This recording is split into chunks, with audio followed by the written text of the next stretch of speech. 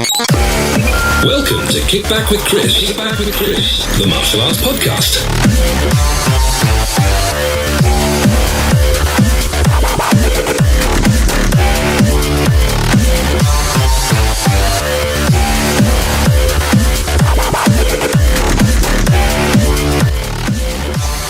Brought to you by www.mittmaster.com. Hello and welcome to another episode of Kick Back with Chris, the martial arts podcast. I hope you're all well and having a good week so far. So this week I'm going to be disciplined and I'm actually going to start out with some content from our podcast event promotion group, which I set it up ages ago. And me being the slightly absent-minded person that I am, I do keep forgetting to mention the posts that people are putting in that group. So I'm going to go back quite a while, actually. I'm going to go back to some posts dating back as far as May the 6th. But the content is still relevant, so that's all okay. So we're starting off with a post from Mr. Gary Henshaw, who has jumped on the group to let everybody know that on the 2nd of June, he's going to be running an accredited Level 3 Safeguarding of Children and Vulnerable Adults course at the White Tiger Kickboxing Academy in Nottingham. He says on the post that the course is fully accredited with the NUCO. I'm guessing you say it like that because NUCO. Well, maybe you do say it like that, I don't know. But NUCO, I'll say it like that, it sounds a little bit more official. The course is for anyone over the age of 18 and costs £50 per person. And he says he usually charges £75, so it's just be nice. It's like a nice person's discount. If you go to... Actually, what I'll do is I'll put the link for the event in the show notes, so you can go check it out there. But this one actually ties in nicely with... some of the stuff that we're going to be talking about today in the interview that's going to be coming up, as well as some of the future episodes we've got. So yeah, as well as tying in, it really is something that as martial arts instructors and people involved in any shape or form with kids within martial arts, is definitely worth going along and doing. Obviously, as well, the vulnerable adults side as well. The next post is from Mr. David Jenkins, who has posted on the group just to let everybody know that they are doing. This was actually as part of Deaf Awareness Week, which is going back earlier in the month, but it's just letting everybody know that the BKC are currently running a scheme. I'm just reading through it here. It says the BKC, which is a British Kickboxing Council, and the UK Deaf Sports, yeah, that's right, are delighted to announce the start of a new and exciting partnership focused on making the sport more accessible and inclusive place for the deaf community. And then there's some information about how you can get involved. But this looks like a really, really cool scheme, and it's actually something I'm interested in finding out a little bit more about myself as well. So do go, again, I'll put the details in the show notes, and I'll actually put them on the Facebook group as well, so people can go and check them out there. The next one is from Gary Henshaw again himself. He's back. Although, to be fair to him, he did leave it best part of a month between his posts. He's going to be running an emergency first aid at work course. This is going to be again at the same location in Nottingham, the White Tiger Kickboxing Academy in Nottingham. £50 a person again, and he just says to contact him if you want any more information. So that's on Sunday the 26th of May. Again, if you're a martial arts instructor, it's definitely something you need to be doing. Obviously, you need to be having your first aid certificate up to date. Absolutely, a minimum must if you're running a school, be it full time or otherwise. So, on to some other bits now. I'm actually going to spread this out a little bit. I'll do this a little bit sort of before we go to our interview and obviously with our chat with Matthew Chapman later on. By the way, we're going to be chatting to a guy by the name of Daniel Barfoot later on. I'll leave it till the interview to talk completely about what it is that we're going to be chatting about, but definitely an interesting one, and one, if you're a martial arts instructor or anybody involved working with kids involved in martial arts, it's one for you to check out and listen to. Now, I've made some notes today so that I'll actually remember things to say. Obviously, one thing I will say is the martial arts promotion group that I was just reading from there with the news bits. Please do make use of it. I know I've been a bit slack in remembering to read things off there, but do make use of it. Post your stuff in there. And if nothing else, the other people that are in the group see it. So it's a bulletin board for the 160-something people that are already on there posting their events. As many of you will have probably seen, I am going to be holding what is being referred to as a Kaizen Super Seminar at the Kaizen show itself. What this is, and now normally the way it works, and this is the way I've taken part in the previous years, is people pay to get into the event, and then there's a whole host of different instructors teaching, usually sort of about half an hour to 45 minutes each in their chosen art. And you can then go around and train with the different people. Now, what Lucha, the organizer's done this year, is he's decided to host some super seminars, which are, in the case of mine, we're looking at sort of an hour and a half to 2 hours for the workshop, which means we can go into things in more depth. So, a group of people expressed an interest in getting involved with my workshops away from Kaizen, and obviously due to the various logistics, distance and all that sort of thing, we never quite managed to work it out. So this is a really good opportunity. If you're coming along to Kaizen anyway and you are keen on training in my workshop for longer, you're going to be able to do sort of 90 minutes to 2 hours with me and still be able to train in all the other workshops that are either before or after. Now, the crazy deal with this is the ticket is actually 20 quid. So, you get to take part in my super seminar for the price of 20 quid. And then the rest of Kaizen costs you absolutely nothing extra. So, for 20 quid, you get into Kaizen, which I believe is the price anyway. But you get to do my super seminar and do the rest of the show as well. So that's a pretty awesome deal. Luci's been really cool in getting this organised. If you're wanting a space on my seminar, if you contact me direct, I will also put links in the show notes to how you can pay. Originally, I had a PayPal link, and then some people said they didn't like PayPal, which I kind of get. So what I actually did was set up a bank payment, sort of card payment link, so that you can pay direct into my own school's payment system via GoCardless. So it'll process it through as if you were one of my students at my school as a one-off payment. So you won't be put onto like a membership or anything silly like that. It's literally a one-time payment. And I understand people find those systems more secure than PayPal. So it's either or really, whichever one you want to use. But yeah, you can check out the details in the show notes or jump onto the Facebook group. Today, I've been over at the World Taekwondo Championships in Manchester at the Manchester Arena. Now, as I've mentioned in previous episodes, I started out in the World Taekwondo, or the World Taekwondo Federation as it was known back then. It was sort of like my route system that I started out in. I don't train in it anymore officially as such, but it was nice to go back and sort of reminisce as it was. But obviously, the sport as such has moved on a massive amount since then, and I was blown away by the scale of it. It was absolutely huge.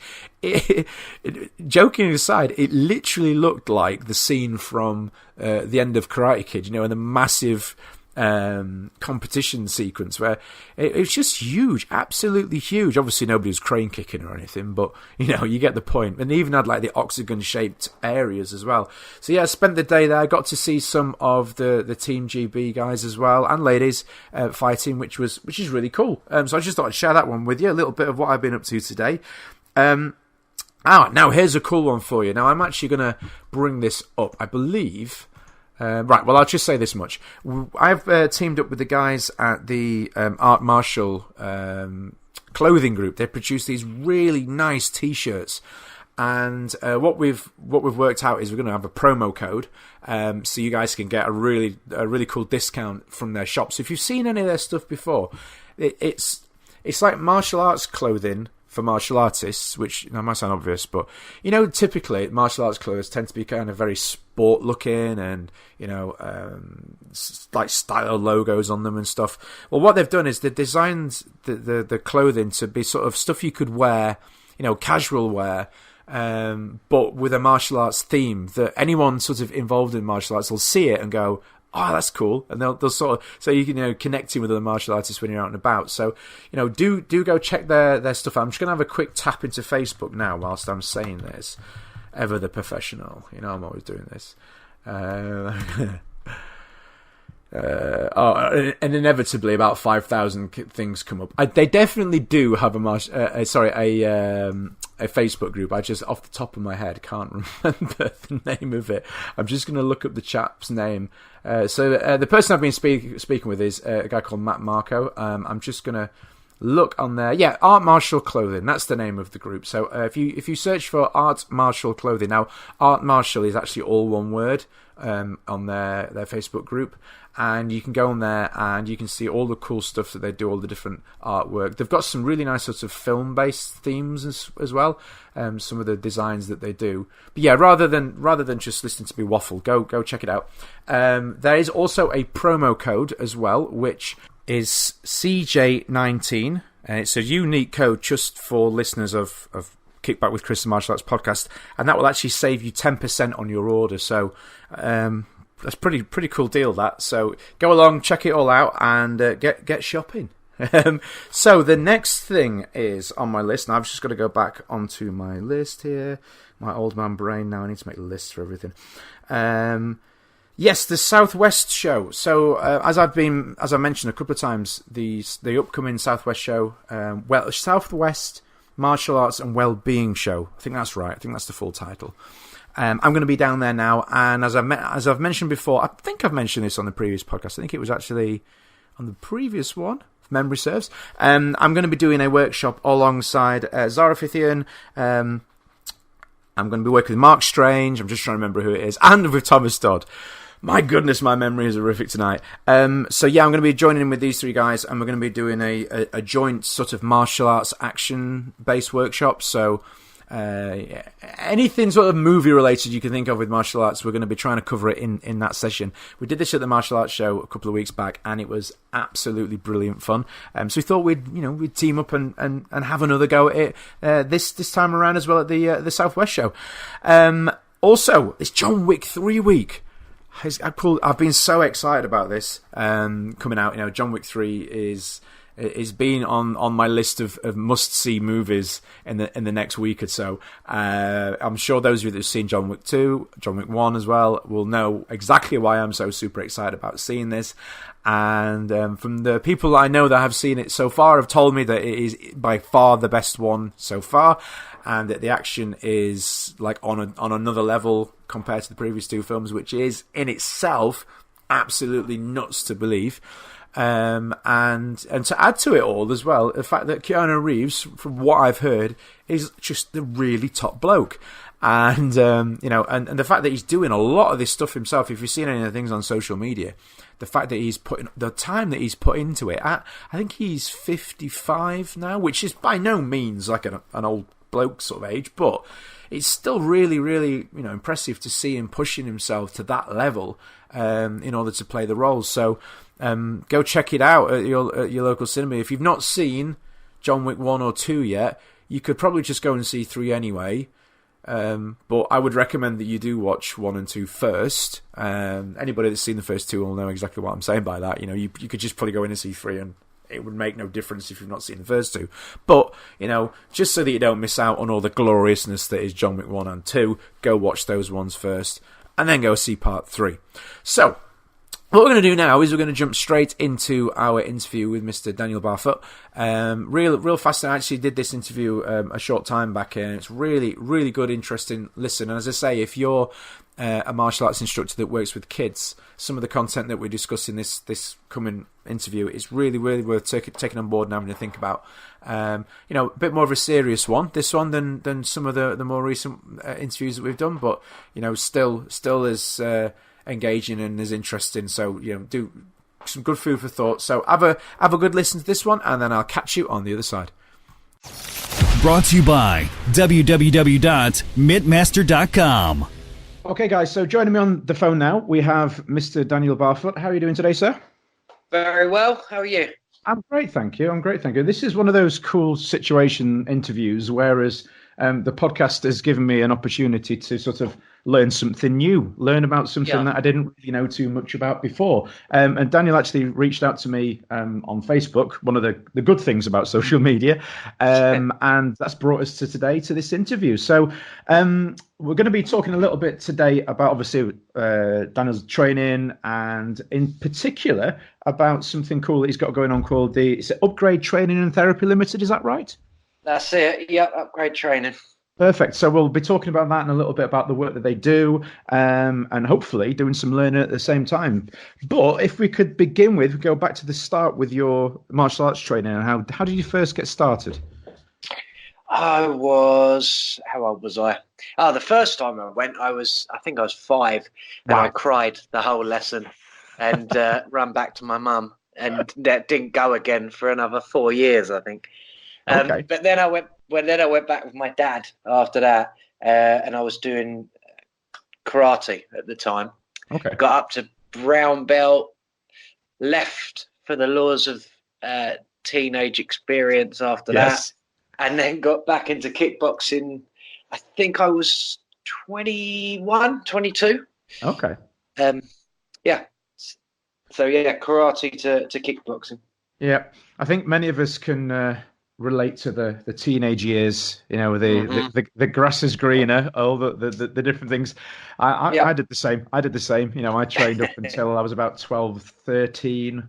And then actually the club was closing as well. Mm. That was happening, but also back then, you know, the the law of being out on my bike and playing on the computer games and all this sort of thing, because that was sort of, for me, that was sort of the dawn of like the Mega Drive sort of era. You know, the computer games, Sonic the Yeah, me Hedgehog was too. coming to prevalence, and That yeah, that was arguably the greatest console of all time. That was Sega Mega absolutely. Drive. We could actually do a Yeah. separate podcast on that. At some point. Yeah. How long have you got? Cool, but yeah, you know, and it's really interesting now. Obviously, the same sort of draws are there for kids, but on a much bigger scale. So you got back into Yeah. training and say you were in your early 20s. I think I was about 16, 15, 16 when I got back into it again properly. Oh, so you And then only you, took a couple of years off then. yeah. I couldn't stay away from it. I mean, I know I was practicing in the garden, kicking the trees and messing about, Yeah. and it was sort of the wrestling era as well. So we're throwing each other around on the school field, being Hulk Hogan and Bret the Yeah, Hart and all that stuff. I may have gave my younger brother brain damage during those years. Power bombing him on a mattress. It's as thin as one of those horrible um, primary school mats you got. You know, the Yes, little blue ones. God, yeah, poor yeah. kid. Oh, I remember the green ones with the sort of Oh crisscross yeah, stuff, the and crisscross fabricy thing. yeah, and you could pick it away at the bottom, and then it was just literally just a layer of And cotton kids on the did floor. pick it away at the bottom. Yeah. Oh Yeah, God, those things are savage. What were they trying to protect us against there? I don't know, but I don't know. Maybe they were. Maybe that was the point. Maybe it was more of like a mental crutch than it was actually a physical aid to help us, which is why we're all so Horrendous. broken now. Oh, Yeah. reminiscing. So you got back into Yeah. martial arts in your 20s, Yeah. and was it something that you took seriously at that point? Then was it did you think Oh, this is me? oh yeah. God, yeah. I mean, a lot of the early years at karate was about following my dad's footsteps Okay, and training when you don't want to. You know, at that age, oh God, again, and then dad's taking you to fight camps and weekend away in Reading, and really taking it seriously. And then it just gets on top, and nothing. I didn't want to do it after that. It was just too much. But then when I got to 21. Just something clicked back on, okay. woke back up, and just jumped in head first. Trained 6 days a week. The days I weren't training, I was doing yoga at home, keeping loose. Just couldn't get enough of it from there. Okay, so you were saying, obviously, you were saying in your younger years, you were competing back then as well. Yeah. Okay, and you say it just you often hear this, don't you? Is it just everything built up and you didn't want to do it, or was there one thing in particular that you remember that? Well, I'm a father of 4, so I think about this a lot, and Mhm. the balance between how much you push your kid and how much you sit back. And Yeah, I'm convinced there's a Goldilocks zone in there, yeah, um, that where you get the best out of him. But God love my dad, but he really, because I was fighting a lot, every other weekend at tournaments and things, and I was Mhm. doing quite well, and so it was just the work ethic was just all in, all in, all in, and Yeah. when you get to 13, 14, whatever, start getting lazy, and you think, oh, I can choose not to put in this amount of work, and when you've got that choice, it's easier to to move away and drink cider in the park. Yeah, absolutely. And you're right. It's difficult to know because I mean, It my is. daughter, for example, now she's 8, and she's at the minute she's training in gymnastics. I've talked about this on the show before, and she's doing Oh, my well. little She's girl's 8 training gymnastics as well. Yeah, she's doing, I think we worked it out. She's doing something like 15 hours a week at the moment. And she's there every day, bar a Sunday, and she competes on Sundays sometimes. And you can see sometimes the look in the parents' eyes like, oh, you're pushing her to do it. But the honest truth of it is she wants to be there that often. But I do often worry, is it too much? But how it's difficult, isn't it? What is too much? But that's the thing, isn't it? Is if they want to do it, absolutely. But for me, it's when they're saying, "No, I don't want to go today," because my little girl does jiu-jitsu, kickboxing, and gymnastics, and so because she does so much, it's a little bit more leeway. If she says, "No, I'm not feeling it tonight," then I'll let her off a bit. But my son, for example, who's extremely good, got up to one before his brown belt in kickboxing, was winning gold medals, and then just one day, no, don't want to do it anymore. So I kept pushing, and then sort of started to sound like my dad, and so I pulled back a bit. But then said, okay, well, if you're not doing kickboxing anymore, I want you doing some sort of martial arts, obviously self-protection, discipline, and then he went into jiu-jitsu. And then same again, it's just sort of, no, I don't want to go tonight. And it's just hard to figure out how hard to push. Yes. So then you don't ruin it for him Yes. in the future. But then again, I came back and I refound martial arts on my own terms and fell in love with it all over again. So it's a tough one. It is. It's a difficult balance as well. And I, as an instructor and obviously as a parent myself, we have this conversation quite a lot. And it's you don't want to just, the first moment that the child says, I don't want to go, you don't want to just straight away go, okay, that's fine, because that can breed that. Oh well, if I just say I don't want to go, I get out of doing things, and you see it, especially with the younger ones. I see it a lot. The parent will ring up and say, "Oh, Jimmy's really struggling with his self-confidence," and then 2 weeks later, "Oh, Jimmy doesn't want to go anymore." Well, would you like Jimmy to carry on training? Well, yeah, but I can't make him. So, well, okay, why don't we bring Jimmy in? We'll perhaps have a chat. And no, I don't want to force him to do something he doesn't want to do. And I'm thinking in the back of my head, oh no, we're sort of, you're starting off on this never-ending loop of every time. Jimmy. Every time Jimmy comes up against something difficult, what's he going to do? I don't want to do it. And it's a difficult one. Yeah, it's a difficult one, and it's one that we're starting to see more and more as time's going by. But really this is probably something we could touch on a little bit later on as well with your background as well. So definitely. So you got back into martial arts in your 20s, and then you say, did you start to compete again immediately, or was it a little bit later on? I wanted to. If I'd had it my way, I would have jumped straight in the ring. But I think Matt Braybrook at Freestyle Combat Academy, didn't you? Okay. Yep. Friend of Andy's, and he's obviously sort of put the brakes on me a little bit and said, "Well, let's train a couple of times first, eh?" And so I said, "Yeah, that's a good point." So I started training, 6 times a week as much as I could, and I was competing. I think it was within 6 months in the ring, and then didn't stop for sort of 5 years. Wow. Until and then thought, okay, that's enough getting punched in the head. Let's figure out how to become a better martial artist and stuff. Okay, and then was it somewhere in that window that you began coaching again, or was it a little bit later down the line? I started coaching fairly quickly, in as much as assisting with the kids' classes and things. Because I'm a teacher by trade. All right. Yeah.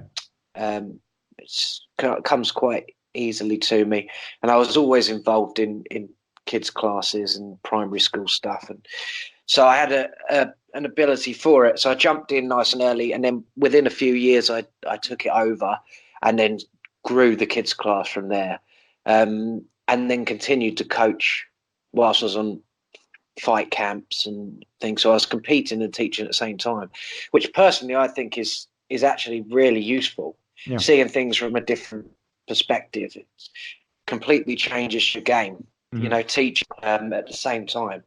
It's almost you're getting a 360 view of it. So, yeah, I was teaching and competing at the same time. Wow. So, with the work as a school teacher, was that something that you wanted to do from early in life? Do you think that's something I want to get into, or was this later on, sort of in the teens? Okay. I didn't really have much else I wanted to do. I wanted to be a teacher in something, a mentor. Mm-hmm. Mentor. I was such a big ego. I thought everybody needs to be guided, and then obviously that matured a bit as I grew older. But yeah, I was always gravitating towards what it is now. But yeah, I knew I was going to become a teacher, and I didn't want to work that hard. So I thought primary school was the perfect place to pitch it. Oh wow! So you went in at primary then? Yeah. Well, what year groups were you teaching? Out of interest. Yeah, well, you're a generalist. Again, it's the lazy man's route into teaching. So it's you're a generalist, so you can do anything from reception to key stage 2, which is year 6. Yeah. So yeah, I was doing that for a few years. They're in high demand, aren't they? Male teachers at primary level. My wife, she's actually a Senko now, but she was a primary school teacher. She still does teach as well from time to time, and I always often hear her saying about how difficult it was for to get male teachers at primary. Well, what do you think? What do you think it is about at that level that men generally don't want to go into at primary level? That's a huge kettle. I think a lot of it is Geez, I don't want to get in trouble, but men look for prestige, don't they? Okay. And I think, and there's not much. Well, I don't want to speak for people, but there's not a great deal of prestige in primary school teaching. I think it's perceived as more of a, which is not correct, but I think it's perceived as more of like a nurturing sort of developmental role, rather than your edgy university lecturer that's going to change your life in a sentence. Yeah, no, I know what you mean exactly. So I get it. It's not quite as sexy as other options in education teaching. I think. So you say you did that for a few years then, and was it during this period, obviously, because obviously you say you were working as a teacher and you were coaching and you were training and competing. Yeah. Was it a combination of all of those things that gave you the idea for what it is that you now do with the upgrade training? Yeah, absolutely. I've got a horrible knack of trying to do 19 things at once. Yes, and, I know that feeling. I always, my wife tells me it's a nightmare. I've got to relax, but I remind her that my chaotic sort of safety net building by doing everything and covering all my bases has come to this. So it worked out in the end. But yeah, it did. It all led me towards it because I was seeing the same patterns emerge. Like you were saying with little Jimmy, losing confidence. You start to see these patterns emerge and things start to connect. And the teaching mentoring process is no different in a classroom than in a dojo. Yeah. But the tools that you have and the freedom you have in a dojo to sort of express yourself in different ways is definitely different. So I started to connect those dots a bit. Okay, so could you, for our listeners, obviously for myself as well, can you tell me a little bit? Obviously, you've just explained the process there a little bit about how you sort of took the step, but can you tell us a little bit about the idea behind upgrade training and what it is that I know it's quite a large area that you cover, but essentially what it is that you guys provide? Yeah. Well, after just quickly after I went to teaching, I went into specialist teaching, so children's homes, social care, school refusers, things like that. And that going into every job that I went into, I was always told if this particular child is unworkable, so it's about containment, or this particular child, it absolutely will not write. So don't try and get them to write, just try and get them to relax. And this child absolutely will reject anything to do with maths. And I never I was never having that at all. And so I'd always go in and pay as much attention to the individual as possible, find out what it is that was making them tick, what it was that was holding them back, and then find an alternative way in, rather than just banging the same drum or smashing your head against the same wall. So so then I started to use what I think is important is always use your strengths. So I thought I could hold pads. I know how to teach martial arts, and I know kids love to hit things, especially if their issue is anger. Yeah.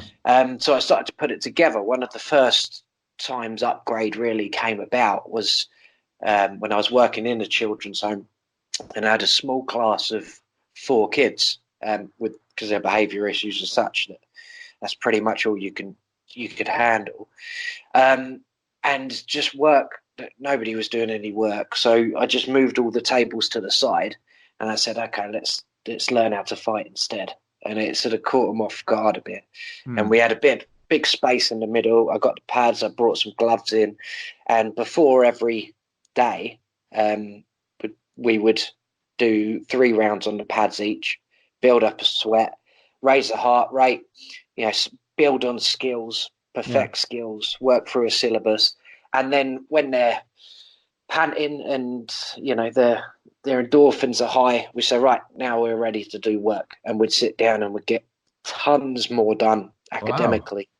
Wow. Just because we started in a different way. Yeah. And I thought, well, this is because not every kid's going to like martial arts, but if you can sell it, in a way, then it can get through to them a bit more. And even if it's just, okay, punching and kicking's not my thing. All right, we're going to move around. We're going to find another sport. We're going to do something that's going to get you in the right frame of mind to learn. Absolutely. And it's a very positive start to the day as well, isn't it? I suppose, Definitely. There's a lot of, with schooling, they go in, they sit in lines in the same place every day.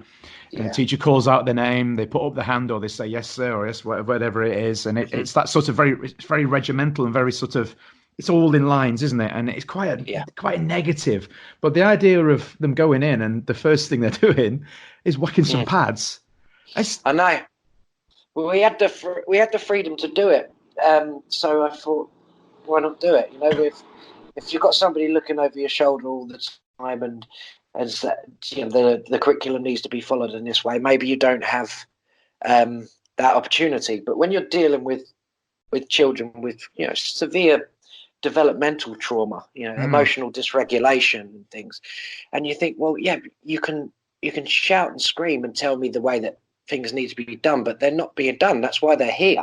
Like that way hasn't worked. So let's mix it up and try something new.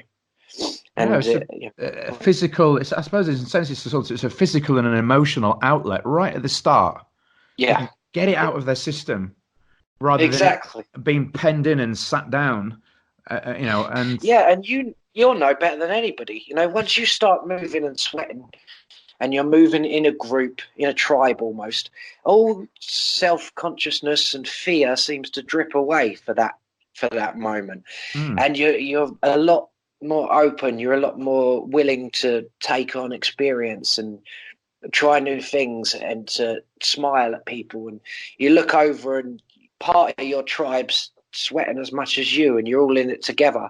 Whereas if you walk in, and like in a school, you're a teenager, you're full of self-doubt and nerves and low self-esteem anyway, and then you sit in and nothing's really happening and everyone's looking forward. It's just not conducive to, I don't think, to a good learning environment. But get everybody on side and on the same team, and things change very quickly. Cool. So is this something that you're running from a fixed base, or is it something that you're able to, well, obviously, as well as that, take into schools and offer on a wider basis? Well, yeah. I mean, I don't have a fixed base outside of the gym. Okay. And some of my students will come to the gym and take on sort of courses, introduction to coaching courses or whatever. Sure. But they would be a lot more capable than most. A lot I work with young people who can't leave their house or their bedroom. Okay. The confidence is so low. So I'll go to the house. I'll go directly to children's homes because the kid's been chucked out of school so many times they can't be trusted on the grounds, Right. and that's special schools included. So sometimes I'll be working on school sites. Sometimes I'll be working in children's homes. So, yeah, wherever I need to go, basically. So I do a lot of traveling, a lot of miles. Wow. So what sort of differences do you see in the kids then when when introducing the martial arts ethos and training and the physical? What is it? Is it with some of them? Is it a very quick change, or is it with others? Is it more sort of progressive and it takes a little bit of time? But what sort of things do you see? What sort of changes? What sort of impacts do you have? I've seen some massive, massive changes, but it does all depend on how you measure it. Okay. So, for example, if for 5 years, a young person's been spiraling down and down and down to the point where they won't leave their room, progress might look like a jog around a block. Yeah. It might look like a couple of rounds on the pads, but then you've got a young man who I dealt with in social care who was being arrested at 11, moved from children's home to children's home because of behavioural issues. And I worked with him for 2 years, and he had a competitive boxing fight and won. He graded twice in kickboxing up to a yellow belt. He won a education award for his county for participation in school. And so it can range, the effects can range from anywhere from, what would be perceived as tiny to, I hope, life-changing. Yeah, I suppose on some level, just being, I say just, it's not just, but simply being a consistent positive influence, that stability for some. You're so right. I suppose some of these kids just don't have stability, and just simply knowing that you'll be there every week or however often it is, that's a positive start point for them. I would assume. That's so right. It is that consistency.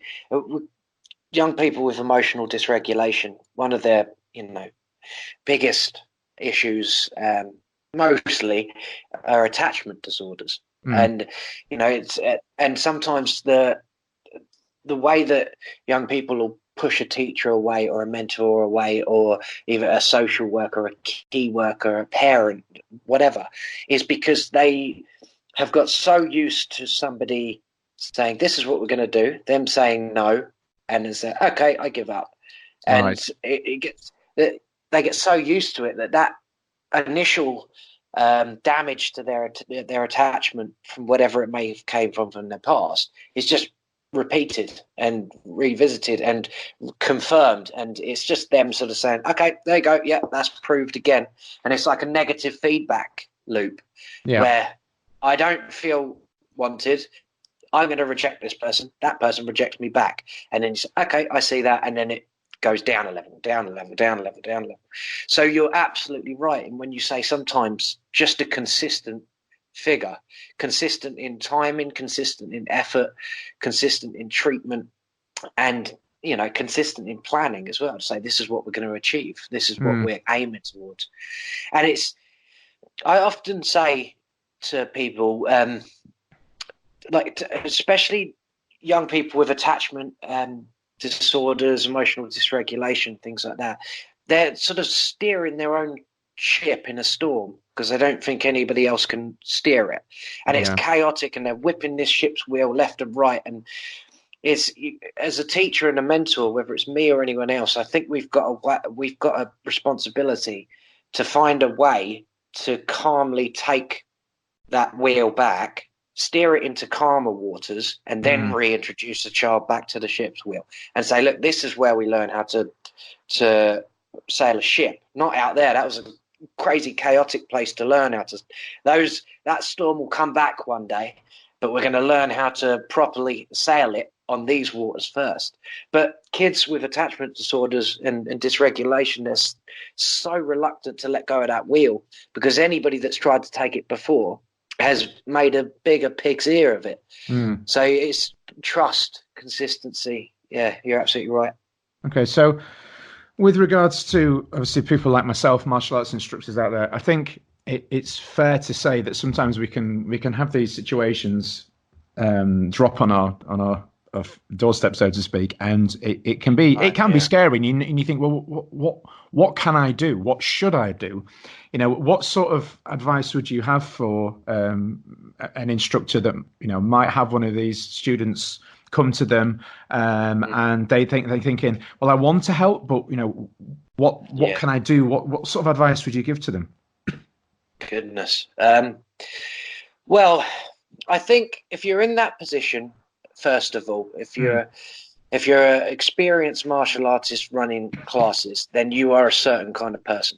And that certain kind of person is a nurturer, is a leader, you know, is intelligent enough to recognize that in the first place and recognize the responsibility that comes along with it. I think from any leader in martial arts that I've ever come across, they have an innate understanding of their level of responsibility to people that come to them with those issues. It's why we instill discipline into our classes very early, to say this is because discipline creates a safe environment, doesn't it? And a lot of these kids that come do not feel safe at all anywhere ever. And so if you're almost creating a home away from home with a dojo, to say, where I can't be involved in your whole life all the time. I'm not your parent. But what I can provide is what I'll happily and benevolently almost provide to anybody that comes in, which is a safe space. I hate that phrase, but a safe environment to come into, feel safe with you people. The only thing I need in return is your effort, your and your trust. So being a mentor, I think, and swallowing yourself whole, because I've been guilty of this. You know, somebody comes, because I try and separate my work with Upgrade from my coaching at FCA, Freestyle Combat Academy, because if I'm constantly, you know, trying to save people and whatever, and seeing it like some sort of savior like that, then it's crazy, and you'll melt from the inside out. But if you treat it as I try to do, professionally, and create some distance, and like I said, say this is a safe environment, rather than I can help you with this or I can help you with that, let them work it out themselves in a place where they can. Good stuff. It's all very interesting to me, this, and you know, it's something that I'm hoping that, you know, instructors out there that are listening in now, I think you're right in saying that, you know, instructors do tend to be people that are, you know, caring, people that want to help. But I think sometimes, you know, that complacency can kick in, and especially if you're full time, you're doing it 6 days a week, 7 days a week, and you've been, like, I've been doing this now 20 years full time. I think we can sometimes lose sight of the impact that we do have, and the potential that we can have. And you know, discussions like this are important because, you know, when you see, we'll say Jimmy again, you know, you see little Jimmy, you see him, maybe you see him once a week, and maybe when Jimmy comes to your class, he's an absolute pain in the backside for an hour, but that's maybe just Jimmy's way of having a little. It's just sort of like he's relaxing, you know, mentally, and he's just having that sort of outlet for that hour. And I've had this said to me before, you know, and I've had kids. Then they're an absolute pain, and you think, why are they here? They don't seem to enjoy it. And then years down the line, you actually find out that it's the highlight of their week. And you know, we've got to just keep sight of that and not. Not that's that safe space thing I'm saying. You know, like what you're seeing. I always think about this. You know, it's all. Everything's relative, and with a lot of kids that I see either in the gym or with Upgrade, everything's relative. And I'm sure you're guilty of it too. I end up beating myself up. If I have anything less than an excellent session, I'll come home and I'll whinge and whine to my wife for way too long. And I'll beat myself up. I could have done this, could have done that. And every now and again, I remind myself that, well, you're seeing that version, whereas the rest of it, like you said, that's the highlight of their week. But you only see them there, and you see other kids in the group who are the perfect students, and they're quiet and disciplined. But you might look at the rest of that kid's life, if you ever got the opportunity, and go, bloody hell, like this is not just where he's at his best, he's 10 times better here, and that'll give you some perspective. So I think it is important as instructors to remind yourself of that, so you don't go too hard on yourself sometimes. Yeah, absolutely. Now, this obviously all the things that you're explaining here, I relate to. I have an empathy for it, and I think it's super important.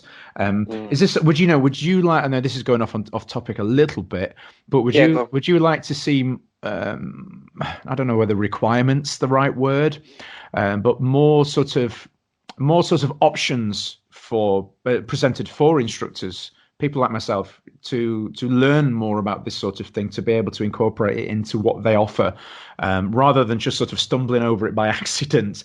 I personally feel it would be good for there to be more options for training on a national level for instructors to, even if it was it's just a day course, because I think, as you were saying then, if instructors went, oh, maybe that is why Jimmy's playing up. I've never thought of it like that, because it's really easy just to go, oh, Jimmy's naughty, he doesn't care. Whereas it's so much more complex than that. Obviously, as you will know more than myself, there is much more to it. And it would be nice if there was something out there for instructors to sort of go, I can go and spend a day learning this sort of thing. I just wondered what your thoughts were on that. Well, yeah, that's an important part of personal development, isn't it? And having an interest, and from a business point of view, I guess knowing how to sort of look into the future, as you've just done there, and say there will be that 1% difference between 100 clubs, and what's it gonna be that's gonna make my club better and sort of more attuned than others. And doing something like that, which is training I provide as well, and going in and teaching about emotional dysregulation, and teaching about how developmental trauma can manifest itself, and how that might be dealt with physically and through language, CBT type language. I think that's the sort of thing that's really going to separate good gyms from great gyms. I mean, and as well, you see it a lot on posters and adverts, the various different things that, as instructors in schools, we say we're there to help with. But sometimes you do wonder, are they just buzzwords that people are latching onto? I think if people took the time just to do a little bit. I mean, I like to read a lot, so a lot of this stuff that I'll take in through reading. But I think having some hands-on experience with people like yourself, and in a course environment, I think that would be so beneficial. So can people get in touch with yourself to arrange courses and that sort of thing, or is this something? Yeah, absolutely. Okay. I was recently started a course, sort of goes in reverse a little bit, but helping to develop good study practice, retention of information, and how to tackle school and behaviours in schools by using martial arts. So I'm going into a couple of clubs and offering that service at the moment. And then there's the teaching the instructors about emotional dysregulation and about survival loops and things of that nature, and how that might come about. So they're the sort of two things I would offer martial arts club. But yeah, absolutely. I mean, you can grab us on Facebook, which is, Facebook.com/upgrade training and therapy. I'll add the links in for you. Yeah, and then you've got the website, which is up-gradetraining.org. Not upgrade training without the hyphen.org, because then you end up going to some Californian DBT place. I mean, go there if you want. I'm sure it's awesome. For our American listeners out there, you can go there. Yeah. Yeah. Cool. So, I mean, just a website, Facebook, really. yeah, definitely. I think the potential with this going forwards, I think, it's a really important. It's a really important area of sort of development of an instructors. Absolutely is, and I think it'd be nice as well on a obviously on a much more basic level with them being younger. But if this is the sort of thing that we could start introducing, for our junior assistants, not the really younger ones, but just if we start introducing it now, the next generation of instructors that are coming through will have a much more in-depth understanding and an idea of what it is that they're doing and what they're dealing with, and that empathy as well would be fantastic. Absolutely right.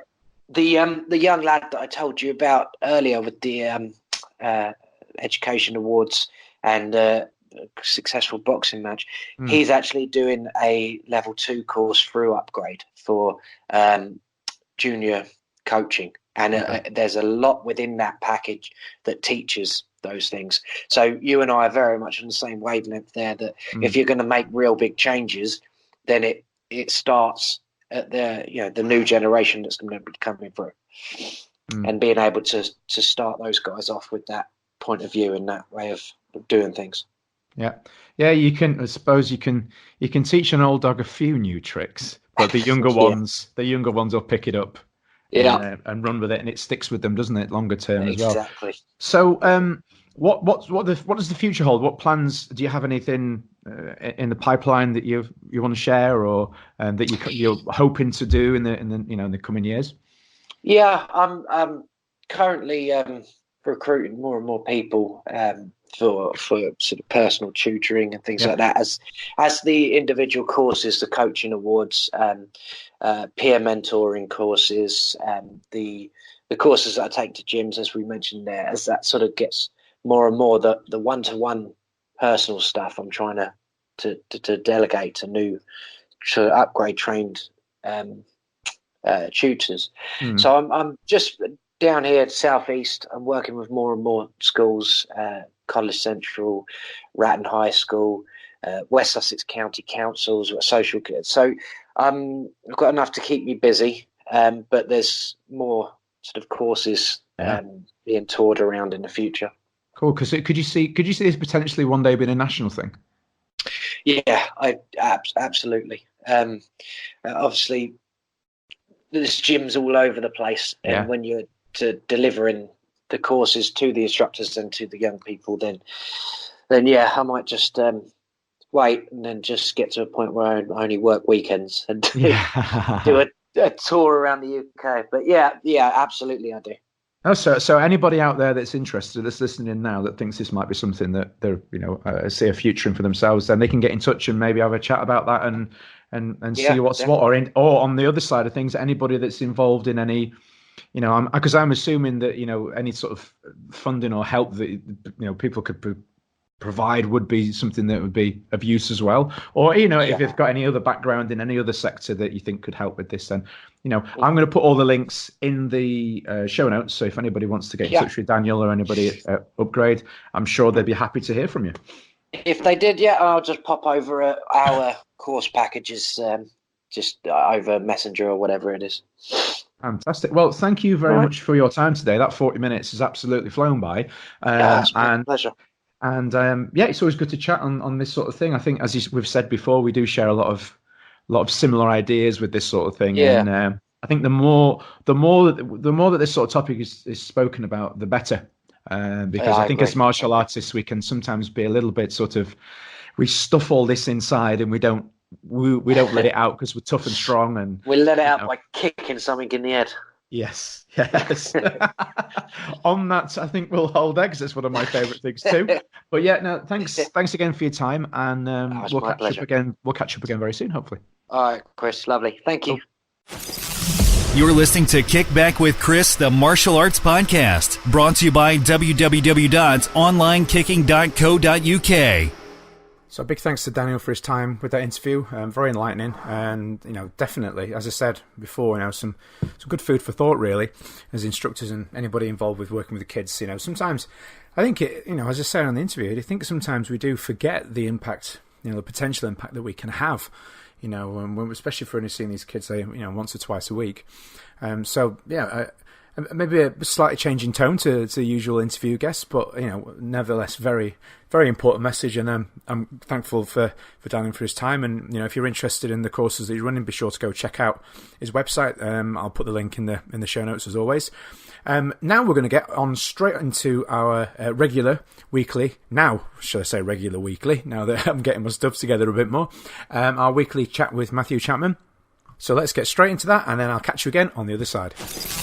You're listening to Kick Back with Chris, the martial arts podcast, brought to you by www.onlinekicking.co.uk. Okay, guys, so joining me on the phone, as always, slightly ill, completely with it, Mr. Matt Chapman. How are you doing, sir?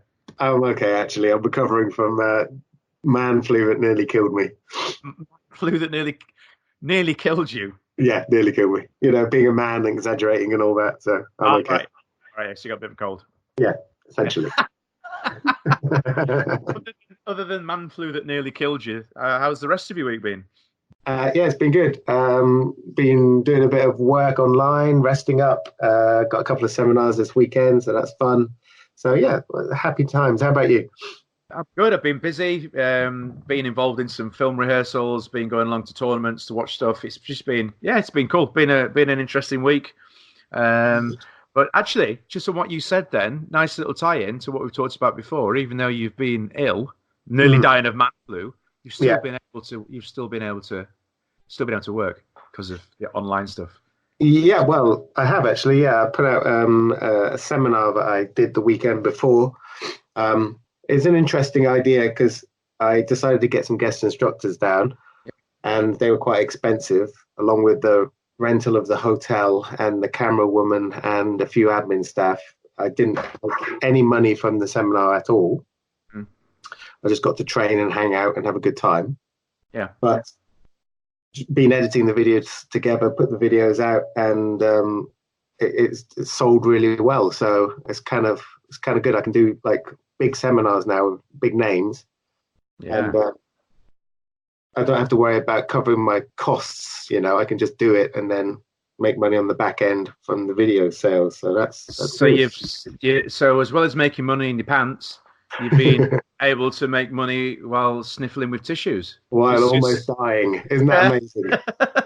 The beauty of the online world. So what were you going to, other than talking about your illnesses, what else were we going to talk about today? I thought, because I've been talking to a lot of people about this recently, talk about the different types of tasks and £10 tasks, £100 tasks, and £1,000 tasks that business owners frequently get caught up in. Yes, I can relate to that big time. Because as business owners, and especially martial artists being control freaks that we are, we tend to do a lot of things in our business that we probably shouldn't do because it's not the best use of our time. And those are generally classified as like £10 per hour tasks. So those are things that you could pay someone else to do at £10 per hour, but that we just kind of get stuck doing because we just want it done our way, etc., etc. Things like, ordering belts, picking up belts from the martial arts shop, sorting through belts for gradings, counting them up, counting up certificates, admin, all of that, cleaning, all of that stuff that, it really shouldn't be our focus as business owners, but we kind of get stuck doing it. Yeah, that's me. Oh, right, okay. How come? What do you do that a lot, do you? I'm getting better. I am getting better. But what really struck me the other day, it was quite funny actually. Funny but tragic at the same time. I'm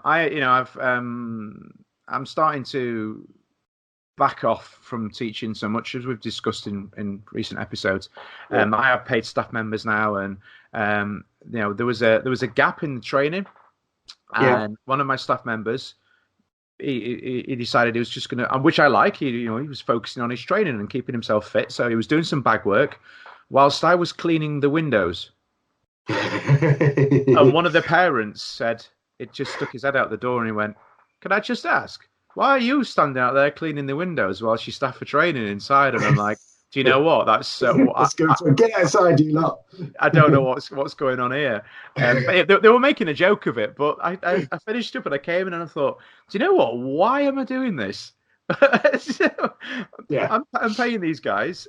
I'm not paying them to stand and train. Why am I cleaning the windows? I should be doing something else. Just swap it, right? You could do some training, look after yourself, come up with some new ideas, some drills for your classes, for your online programs, and they should be cleaning the windows for you, right? Yeah, I mean, it only took me 2 minutes, but it was. Hold on, that's the thing. Exactly. It's these little things that only take 2 minutes, like tidying up the office, like doing the belts, like printing off some certificates that add up throughout the day. And before you've known it, you spent 2 hours doing these bits, you know. It's true because if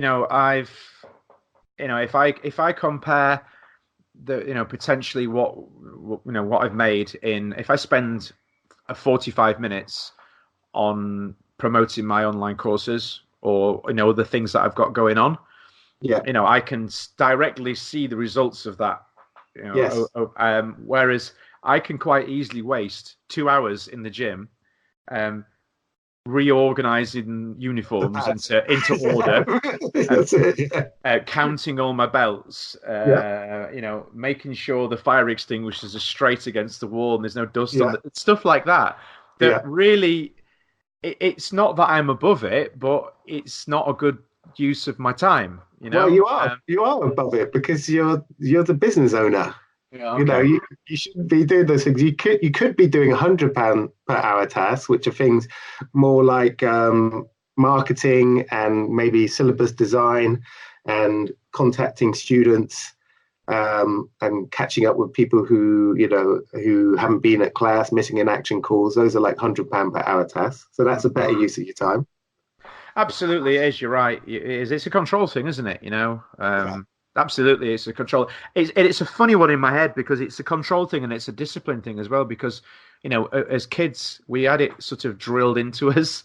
We'd go into class and we'd clean the floors before we started, and we'd tidy up, and then we clean and we tidy it when we finished. Yes, but what was your instructor doing? Exactly, I know. It's essentially it was child slave labor, but it was dressed up as discipline and respect. Yes. But joking aside, some of that's carried on now. I take pride in looking after my martial arts school, but I know I can still do that and give it to somebody else. And this is the thing: I don't overly like those jobs, but there are people out there that I know really like doing those jobs. Yeah, I can't stand cleaning, but I know that there are some people out there that are really sort of OCD about clean, and I don't mean that in a bad way, but they really get pleasure out. They take pride in it, don't they? Cleaning, going in and seeing it one way and coming out and seeing it the other way, and I go in and go, Jesus, how did you get it like that? I could never get it that clean, or whatever. So I need to sort of let go. Well, what we need to do is stop as business owners, including like every business owner I know does this, stop focusing on the £10 per task things. You can make a list of all the things that you could pay someone £10 per hour to do, and you just stop doing them. You either delegate them, you delete them, or you pay someone £10 an hour to do those tasks for you. Focus more on the £100, but obviously the biggest goal is to focus on the £1,000 per hour tasks, which are more like the bigger planning, putting into effect marketing, testing, things like that eventually have a massive impact on your business. Yeah, I suppose there's an element of discipline in it, isn't there? Because I could see it being quite easy to go, oh right, now I paid someone, they're going to come and clean. I'll just have a sit and have a cup of coffee and yes, of course, watch cat videos on YouTube. Yes, it all depends how successful and large you want your business to be, doesn't it? Yeah. I mean, a lot of martial arts instructors are very content. They've got 50 to 100 students. That's all they want. It brings in a bit of extra cash. They do that a couple of nights a week, but that's fine. That's absolutely great. But if you want a successful business with 300, 400, 500 members, possible franchises, things like that, and staff to run it for you, then you can't be doing £10 an hour tasks or watching cat videos and eating biscuits. And you just can't do it because it just doesn't work. If you think about any other business, you don't think of like someone like Richard Branson. He's probably during the early days of building up like his mega business, he wasn't sitting down and watching cat videos, was he? He probably is now because he's got the billions to live off. He probably owns the cat videos. Yeah, well, yeah, exactly, yeah. With the adverts on that we watch. Yeah, exactly. So it's just changing your focus. And what I recommend people do is they keep a diary for a day without trying to change their behavior. Just do what they normally do, and just literally write down every single task that you do in the day. So no, you get to the gym, you have a little tidy up, you have a cup of tea, you watch a cat video, you reorganize the uniforms, you twiddle your thumbs, you watch some cool kicking stuff on YouTube, you then order some belts, have a chat with the person, then you go out to the printers and you pick up the certificates, and it's like 1 o'clock, you have lunch. So literally in that day up until 1 o'clock, all you've done is £10 per hour tasks. Yeah. And then you wonder why your business is not going to grow, because you're just doing sort of those lower value tasks all day. Yeah. Yeah, I think it's I can understand how some people find it difficult, because I have certainly as well sometimes, in that you look at it and you think, well, why would I pay somebody to do that? It's easy, I'll just do it myself. And it's so easy to do that, isn't it? You look at it and go, stealing time out of your day, isn't it? Yeah, it's the time that's valuable. That's precisely it. It's each hour you spend dusting your pro shop could have been an hour you could have spent getting more students in, planning a marketing activity, calling people who'd missed trials, calling ex-students who you hadn't seen in a long while, learning some business training. It's stuff that could be better used elsewhere. But it's hard, isn't it? And we're like martial artists, we're like, oh, I'll just do it myself.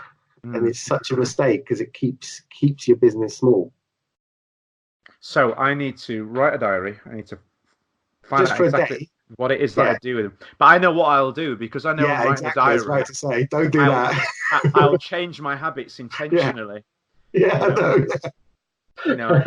I'm one of those weirdos that does that. I will. I know I would for sure. So here's the thing then. How about you look back over today, or you weren't at work today, but one of the days this week where you're actually at work, and just go back and look through, what were you doing? How much time did you spend on Facebook? How much time did you spend not, doing the stuff that builds your business, but rather the kind of day-to-day running of the business?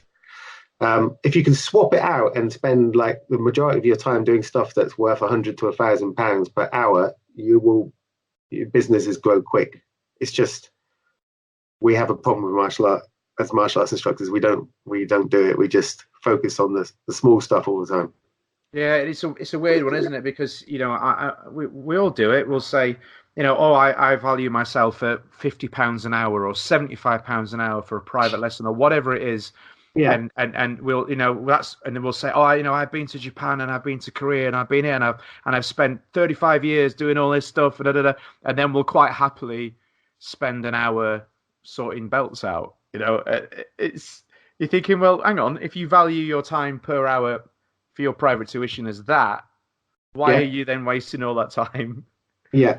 Doing that, because we're such perfectionists, because you have to be a bit of a perfectionist to really do martial arts for a long time, because you really have to get into depth and get things right. It might be that we think other people can't do the job as well as us, and that might be true. However, 80% as good as us is as good as is going to get. No one's ever going to do your belts exactly the way you want them done, because it's not their business and they're not invested in it like you. So 80% as good is fine.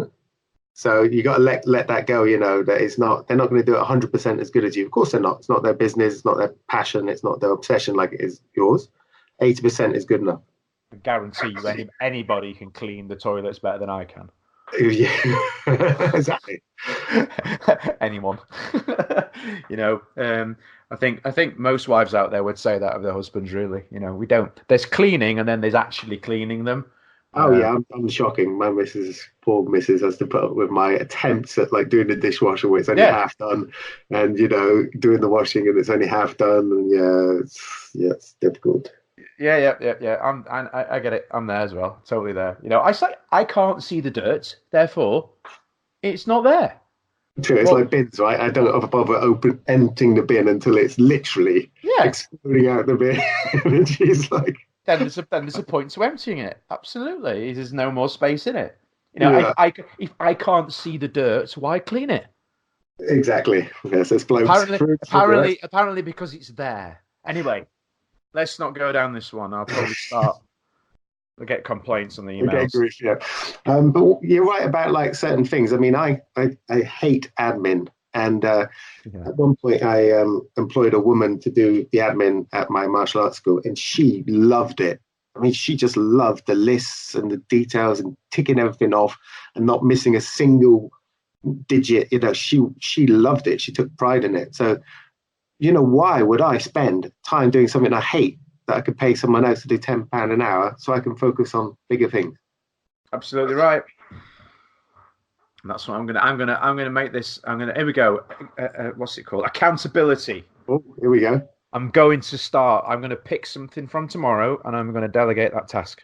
All right, I'll check up on you then. I'm going to say that it's going to be cleaning the gym. Cool. Yeah. I'm going to find somebody to clean it.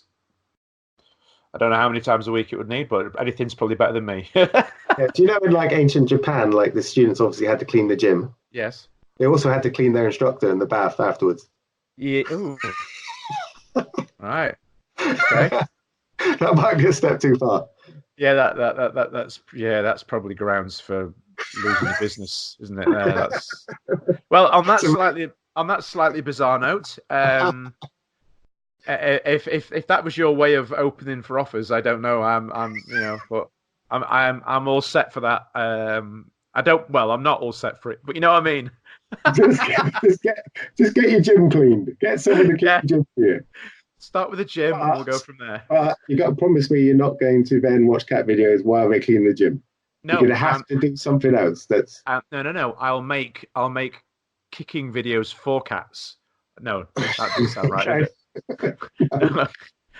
Doesn't involve kicking any cats. No. I will instead. I will do. I'll tell you what I'm going to do. The first thing I'm going to do is finish the book that you recommended to me, and everybody else about copy. Yes. Okay. Cool. So that's good. That's a good £100 per hour task because it's education that will improve your business because you'll be able to write better adverts. So that's good. Or become more efficient at writing adverts that annoy people. That's part of the learning, isn't it? Absolutely. But no, thank you. It's a pleasure as always to have a chat. I hope you're feeling better next time round. Thank you, mate. And that you don't nearly die or anything again. That wasn't. So... Well, if I die, this will be my last one. So see you later, folks. All right. Well, on there, we'll finish it up, and we'll catch you next time. Cheers, mate. Bye. Bye now. Enjoy our podcast? Please remember to subscribe, rate, and review Kickback with Chris on iTunes today. Thank you to Matt, as always, for imparting his wisdom on us all. Bit of a fun one today. That one was, it's really cool the feedback we get about this particular segment, and it was one of the reasons why I decided to do the YouTube version as well. So if you've not already checked that out, I think the links are in the Facebook group for Kickback with Chris the Martial Arts Podcast, and this section we've actually taken now, and we're doing like a YouTube series of it as well. So if there's any of the previous chats that we've had that you want to revisit without having to kind of sift through all the other content in the podcast, you can go over to the YouTube account, so where you can not only listen to us now, you can also see us at the same time. So a feast of visual delights. Maybe not, but yeah, you can go and check that out over at the Facebook group. As I say, should be weekly now, and you can share it, like it, subscribe, and all that YouTube stuff. I'm starting to get to grips with a little bit. But on the subject of sharing and reviewing and rating and all that, please do make sure, if you're a regular listener, or indeed if it's your first time listening, or if you're someone that just pops along every so often just to check in with what's going on, please do remember to like, rate, review and all that stuff over at iTunes, because it does, I know I go on about it a lot, but it really, really does help us to reach a wider market and more people, so we can share this with more people, and it helps us to grow and, reach a bigger audience, which in turn helps us to provide you with more guests, more variety, and keep us going. So yeah, please do get involved with that one.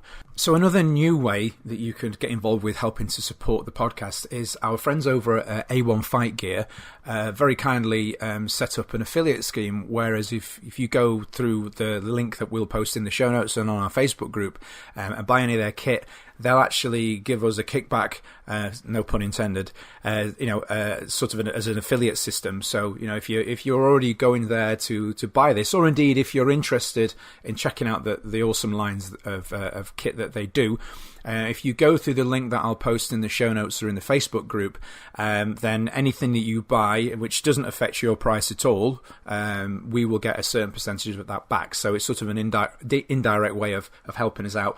If you're already buying stuff through them, then if you go through that link, then it's going to help us out, and it'll make absolutely no difference to the cost of the stuff that you're buying already. If you haven't already gone and checked out their kit, I'm just going to actually click on the link now whilst I'm looking at it, just to see the sort of stuff that they're doing. As it would happen, they actually have a sale on as well. So, what better time? You can save money in the sale and help us at the same time. So they've got, as always, a good range of stuff on there. Your sparring kit, your rash guards, everything. So yeah, do go check it out. Some really nice stuff on there. All of them actually some of my favourite colours as well. I like the black, red and white, so definitely the sort of stuff that I'd love to have in my school as well, because I'm a funny one. If you're like me, I like everything colour coordinated and matching as well. So if you're a little bit like me with the red, white and black, there's some kit on here that'll suit you guys down to the ground. So yeah, go check it out. It's A1 Fight Gear. I am gonna post the link in the show notes, and also I'll put it on the Facebook group as well.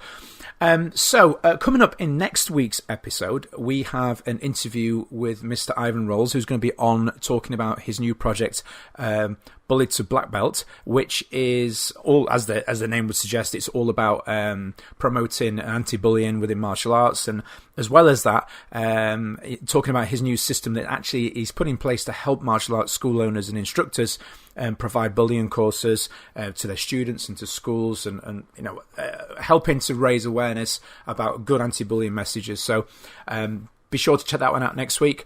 As always, I will be on Facebook and Twitter and Instagram and all those social media things, so please do jump on board with that, giving you guys constant updates.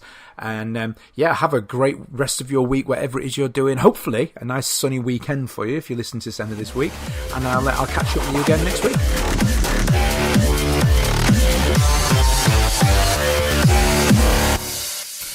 Enjoy our podcast? Please remember to subscribe, rate, and review Kickback with Chris on iTunes today.